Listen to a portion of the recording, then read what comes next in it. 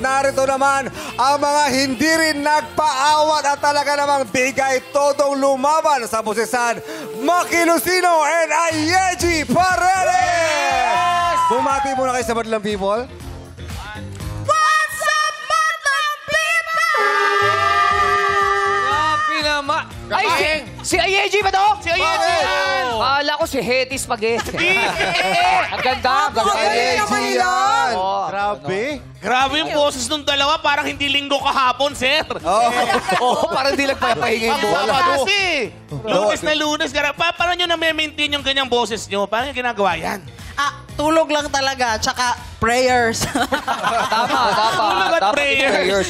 Si Ayeji. Siyempre, constant singing. Kahit walang set, kahit walang gig, kumakanta pa rin ako sa bahay. I'll make sure meron akong 30 minutes every day. Para may warm up. vocal cords. Tsaka tamang banat ng wig. Tama. Ang sakit na nga po eh.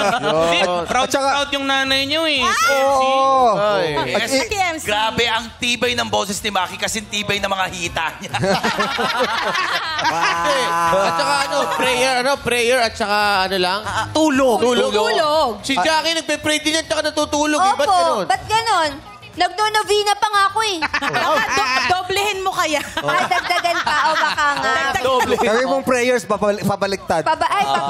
Sige Hindi, po. pero iba talaga nagagawa ng malaki tip, no? Kapag... Ay, lalo na yun. Ay, totoo. Totoo yun, pag may nakikita kaming kulay blue, bibirit ako.